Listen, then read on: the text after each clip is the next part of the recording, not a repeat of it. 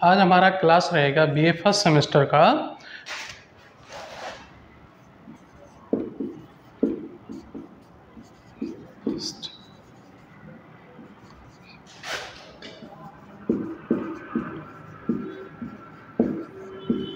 Geography का। ठीक है, एक ही पेपर, उसका टॉपिक हमारा रहेगा भू संतुलन।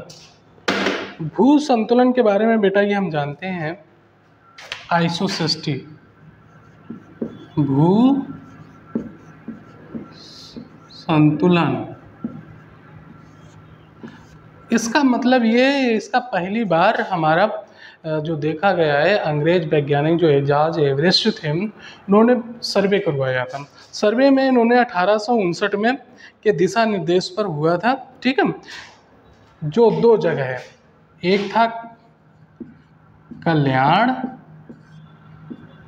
दूसरा है कल्याणपुर। ये हमारे कानपुर के पास, जो कानपुर के पास जो कल्याणपुर है और कल्याण, ये हमारा हिमालय से दोनों के बीच की डिस्टेंस कितनी थी? 96 किलोमीटर। जब इन्होंने सर्वे करवाया था हिमालय का, जैसे ये हिमालय है, यहाँ से कल्याण की दूरी और कल्याणपुर की दूरी, दोनों में 96 का डिफरेंस था। जो पेंडुलम है उसमें परिवर्तन आया।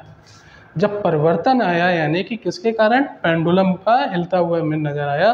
जो परिवर्तन आया, यहाँ से जो दूरी नापी गई वो अलग आई, यहाँ से जो दूरी नापी गई वो अलग आई। इस आधार पर जब देखा गया है कि पेंडुलम संतुलन गड़बड़ हो रहा है, यानी कि पैमाना अलग हो रहा है, उस आधार पर फिर इसकी संतुलन सिद्धांत बना।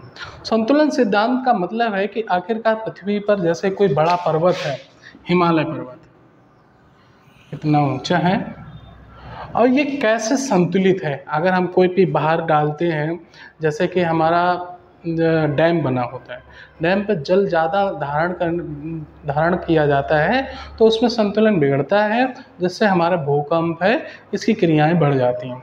इसके साथ ही जैसे ज़्यादा कोई हम कंपन ज़्यादा होता है, कोई वजन ज़्यादा, अगर हाईवे वगैरह है, इनको सबको एक भूकंप क्षेत्र से जो जोन के अनुसार ही, डिवाइडेशन के अनुसार ही हम निर्माण करते हैं।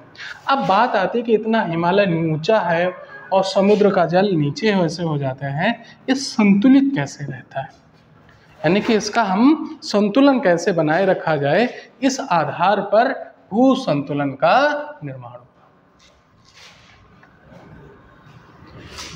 तो सबसे पहले इसमें इन्होंने किसने दिया था? प्राट महोदय ने। प्राट महोदय ने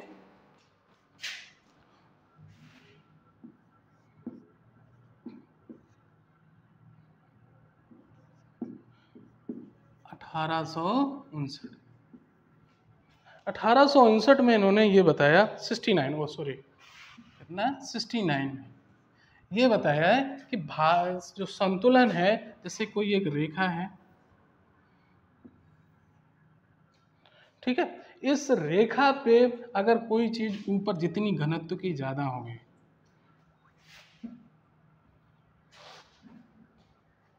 यहाँ पे देखेंगे कोई एक ये रेखा है, अगर ये कोई घनत्व इतना है, मान लो 2.3, तो उतनी ही घनत्व की इतनी ही रेखा नीचे पर उस पर्त की होगी।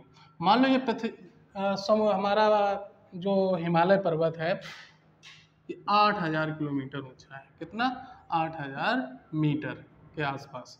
तो उसके आसपास ही उतनी ही घनत्व की नीचे की भी परत मिलेगी, यानी कि पृथ्वी के अंदर ही इतने अनुसार, इसलिए इसको संतुलन बनाए रखा जाता था।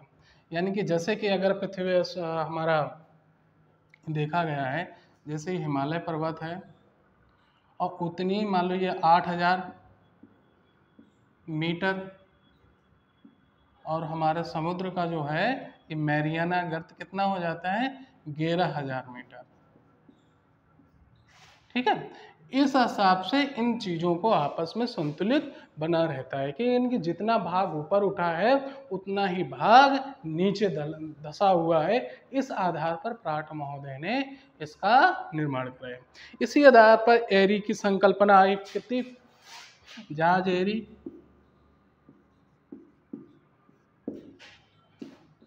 1859 में इन्होंने इसी के संतुलन का आधार माना।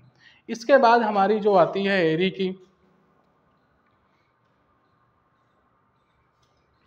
एरी ने बनाया कि जैसे समान घनत्व जैसे कोई भी पर्त है, कितना घनत्व है, समान घनत्व, कम घनत्व, ज़्यादा घनत्व। जैसे ये समान का है तो उतना ही घनत्व की ये वस्तु मिलेगी, ये घनत्व जितना ही अधिक होगा उतनी ही घनत्व की ये वस्तु मिलेगी, कम घनत्व है उतने ही घनत्व की नहीं। यानी कि जो भी सरफेस है इस पे पृथ्वी के ऊपर, अगर जितना भाग ऊपर उठा जिस तत्व का होगा उतना ही नीचे ये चीज़ें हमें मिलेंगी।